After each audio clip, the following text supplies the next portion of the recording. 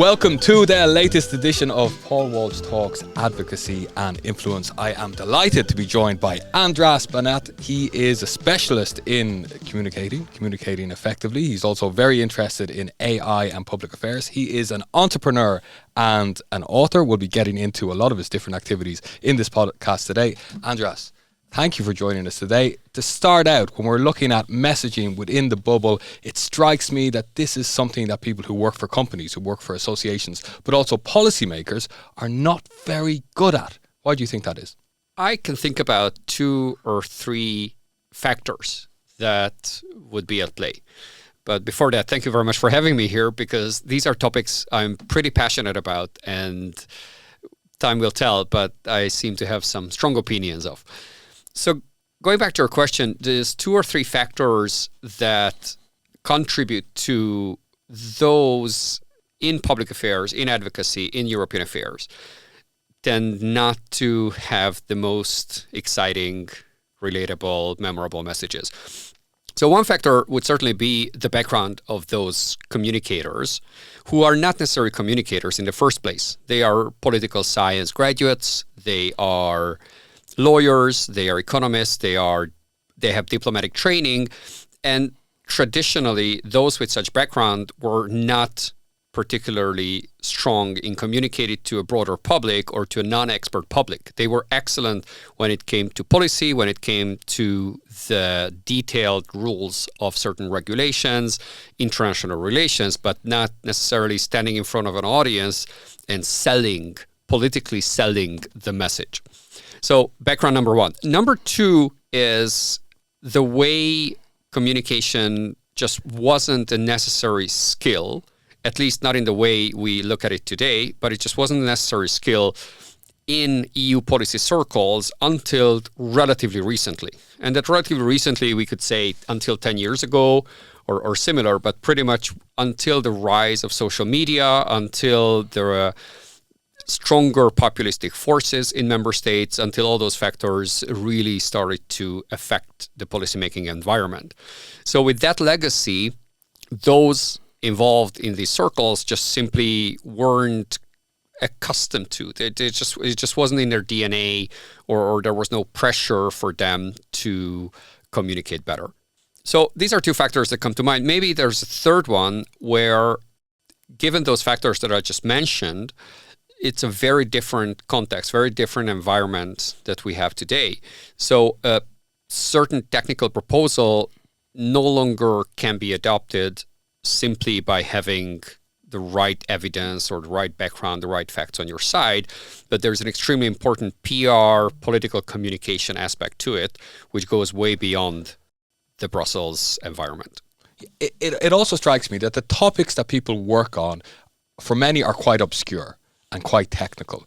We're often in Brussels not talking about the big headline topics like migration, or at an association or advocacy level, even defence so much, although I know that is changing. So as a result, is it about trying to understand these topics very well, but find a way to communicate them to make them relatable? I think it's a slightly different personality who is a subject matter expert with a deep expertise, a deep understanding of a technical topic, and a person who is much more akin to a politician who would stand in front of a journalist and is able to politically persuade the audience and take the key messages into consideration and truly have that persuasive power on not on the nuances, but on the big picture and the key messages. So these are somewhat in conflict, and it's rather rare that somebody would possess these 2 attributes. I think that's one part of it. The other part of it is related to the Brussels policymaking environment's cultural makeup. By that I mean there are 27 countries here at the minimum, because there are a host of what we call third countries, which is not third world countries, but third countries meaning not part of the EU 27, who have very serious and important stakes in all these conversations. And these are just the state actors, if you will. And then you have thousands, if not tens of thousands, of stakeholders, NGOs, lobbyists, and what have you. So given the complexity and given the highly diverse nature of these interests, it's often not a best practice, not a good practice to have a too strong of an opinion, because ultimately you need to compromise.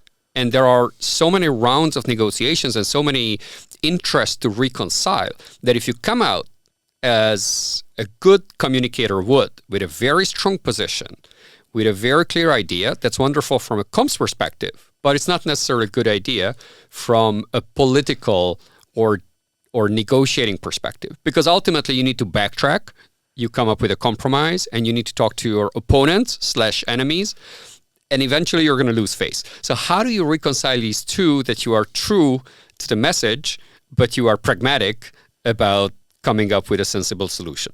That's the question. You've asked the question. How do you do that? I think it's pretty hard to say something very generic about that.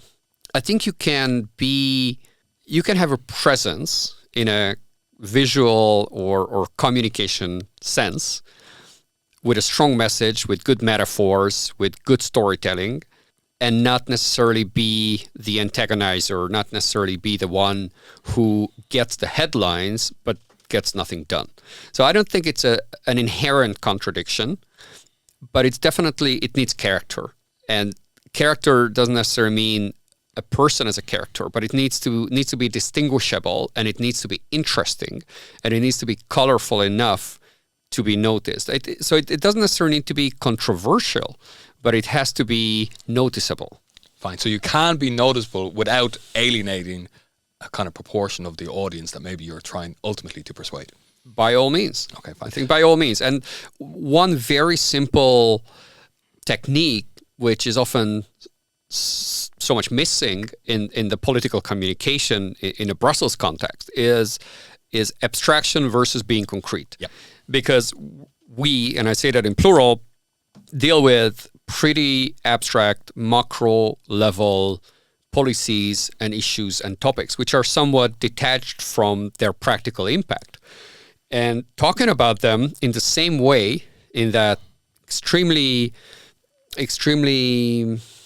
I'm looking for a good alternative instead of abstract, but detached. Detached, I think that's the right word. So in a detached way, it's just simply not going to resonate with anyone.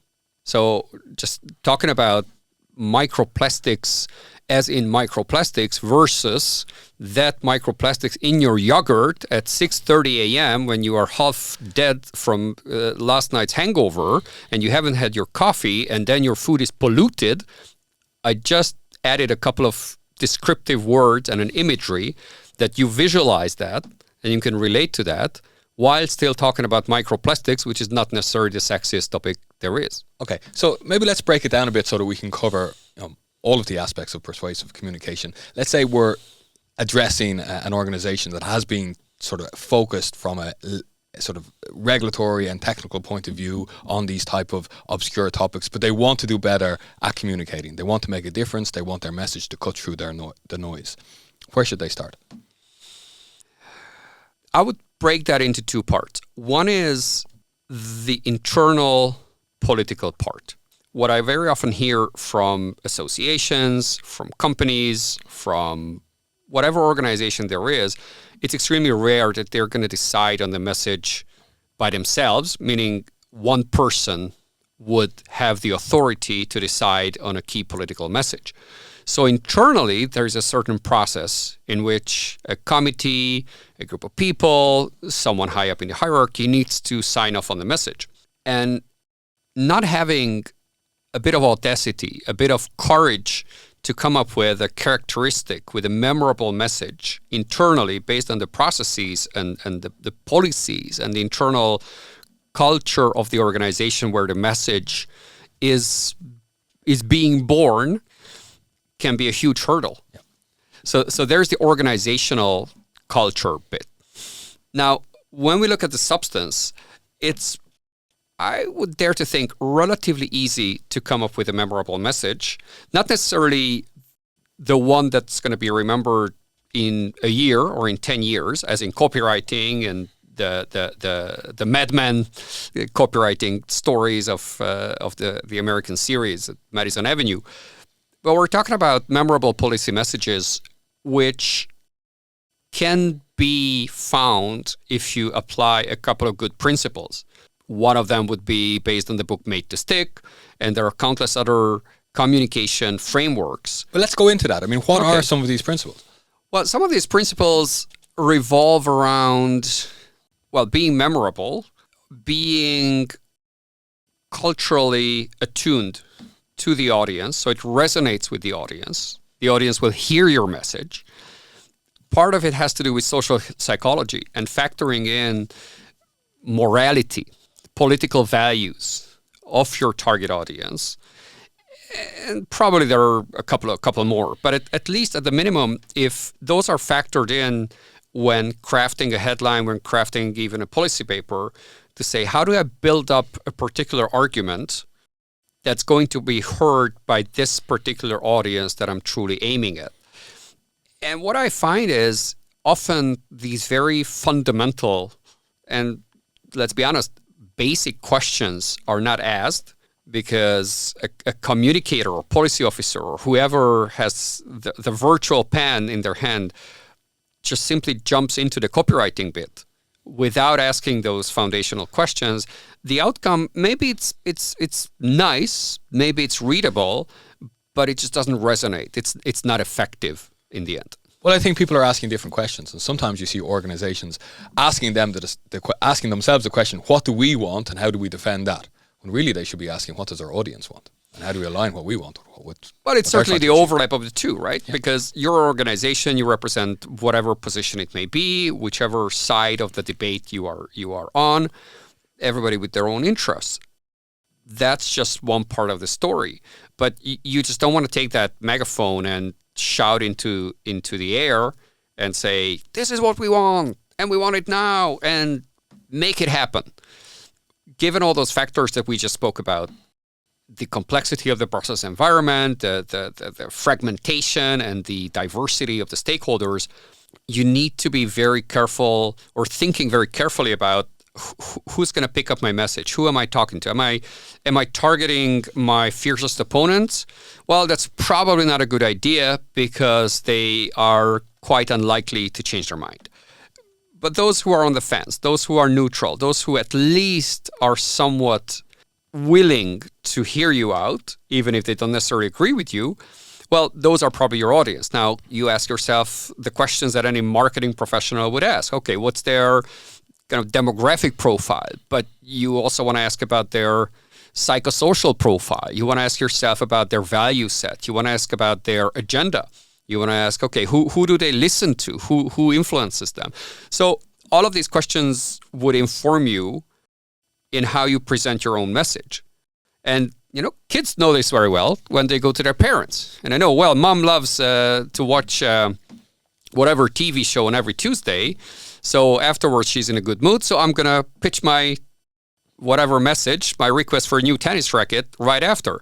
But dad, he's pretty grumpy when he gets home from work, so I'm probably not going to say anything, right? It's the timing and the framing and the pitching, and those are outside of the message to some degree, right? Because the content, the substance, what you want to achieve, it's a self-contained package.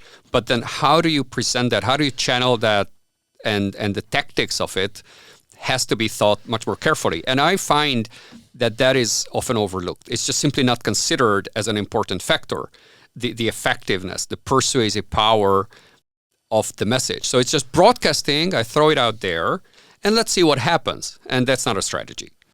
And in policy circles, I have to admit that I haven't heard many discussions which cover these sort of elements. They tend to focus on the actual content that they're trying to address as opposed to how to shape the message. You mentioned one thing there, psychosocial profiles. Give us an example of some different psychosocial profiles and tell me how they could determine how particular messages should be shaped. I appreciate that question. It's just something that I'm looking at right now, and probably that's why it came top of mind.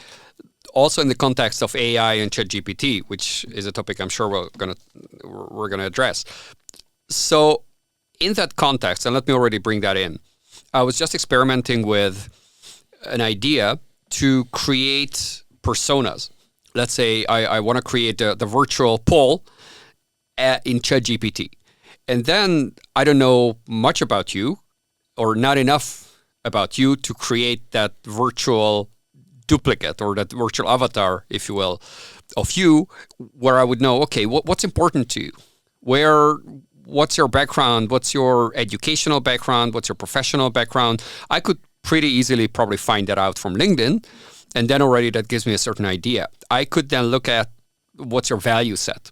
Let's see, where are you in some of those political graphs that you would say on the egalitarian versus communitarian, the liberal conservative, there are different metrics, but somewhere to place you that you seem to be there. Now, this is not necessarily about you, obviously not you personally, but it's not necessarily about one individual person. When you do this, you have to tell me where I am, because I'm not quite completely sure myself. Right. That's probably an issue where we don't know ourselves enough, but others might know us better, right? What we're looking at is a certain somewhat standardized or somewhat detached, abstract yet descriptive way of someone who is like you, a bit like a lookalike audience would be on Facebook or on social media. But then again, those are more marketing terms. Now we're looking at it from political terms. And assuming I can create, let's say, a somewhat typical, with all the caveats that apply, but somewhat typical person who's German and is in the European People's Party and a second-term member of the European Parliament with a certain idea coming from the CDU originally in Germany, you can, to some degree, ring-fence or describe a person like that. Yep. Because when you meet a person like that in a party, chances are you kind of know where they would stand on most issues. Kind of. Yep. There are exceptions, but probably not huge surprises. And so this is what I would label as a psychosocial profile. Not just pure demographics as to your background or your education or your gender and stuff like that. And once you have that sort of lookalike, you can, that's kind of before the GPT era, you could and you can anticipate and empathize and imagine how a certain message would land with that kind of person. So I say if I'm a car making, electric car trade association. I don't know if there's specifically for electric cars, possibly not, but let's say you're the car manufacturers trade association. And you want to pitch a certain message to that particular audience, you can say, how would that land? Which are the points that I'd rather highlight and emphasize in that particular press release or advocacy letter, which would resonate better with that particular profile versus another group, another country, another person, another position in a different institution. Great. Okay. Very clear. And now, so we're already getting into the AI dimension of this. I think it's reasonable to expect that AI is going to help us all to become better persuaders. But there are these predictions about AI becoming so powerful that it will be able to persuade people to do certain things kind of beyond perhaps their moral compass or beyond perhaps what they should be doing. So should we already be very careful about the ethical implications of using AI for persuasion? Short answer, yes. Longer answer is to make a distinction between AI being targeted at us, which is a reality right now because on all social media platforms and an increasing number of communication pieces that are being aimed at us or that we consume, AI is more of a reality in its production. And then there is the other part where you as a content creator of sorts and advocacy professionals are also in that basket, even if they would not look at themselves as a content creator in a TikTok influencer sense, but you are creating perhaps technical and scientific or professional content for a particular audience. So those who are in that space, and again, that pretty much involves perhaps all the listeners of this podcast and the audience that you are talking to.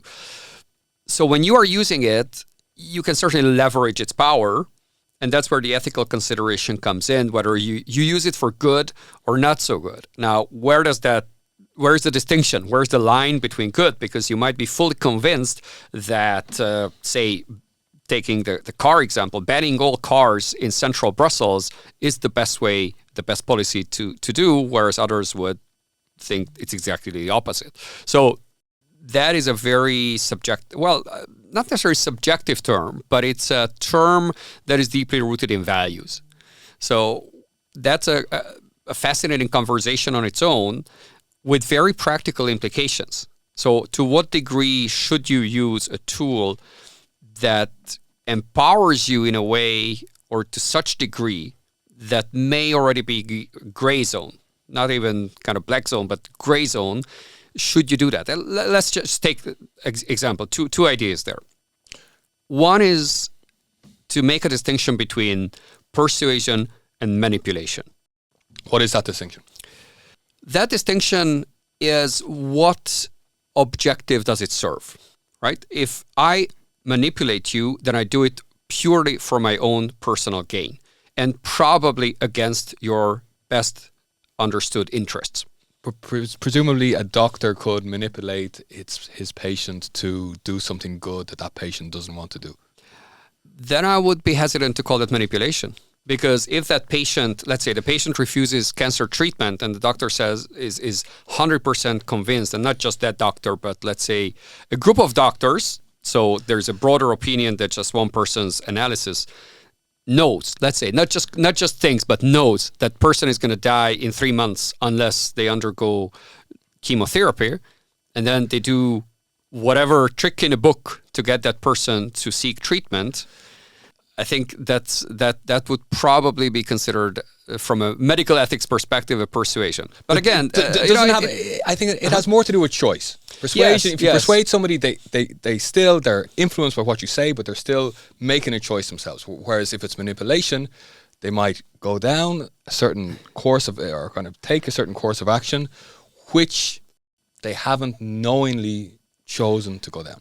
I think I'm not sure it's choice, because I can choose to do insanely stupid things and I still think it's my choice, whereas later I find out that I've been manipulated, right? So choice is an important part, but I don't think that's the distinguishing factor. It's more the awareness or transparency of sorts of having the full understanding and all factors in your conscious awareness, and that's when you make that choice, right? So it's, again, I do like this distinction.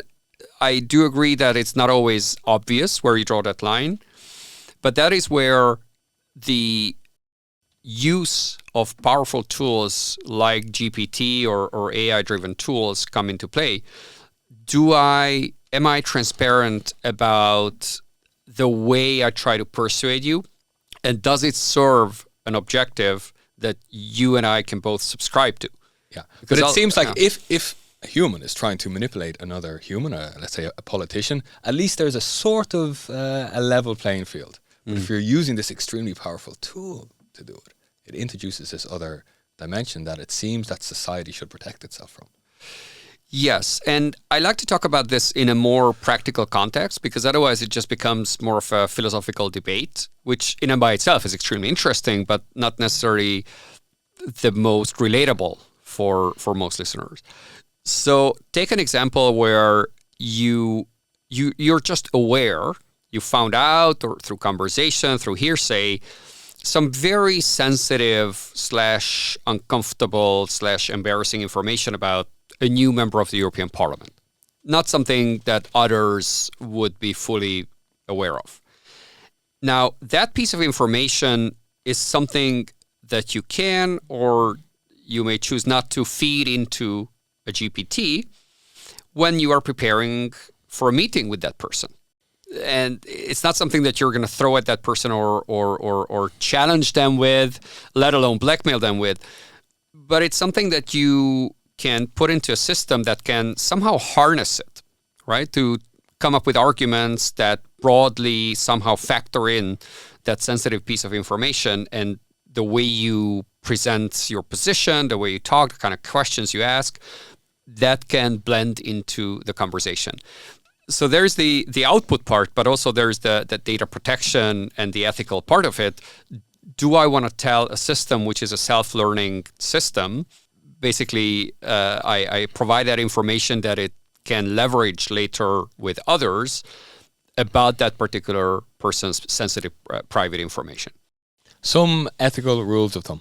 That's a question of what I would say as I'm trying to kind of summarize what you're getting at. Well, I think it's probably the biblical don't do to others or what unto yourself. What is the saying? Yeah, don't do it. Yeah, don't do unto others what you wouldn't do. Yeah, exactly. Wouldn't want to have done to yourself. That's probably a good rule of thumb as a start. But other than that, I think it's the Silicon Valley question, or I don't think it's a Silicon Valley actually. It goes beyond that, where you say just because you can, it doesn't mean you should.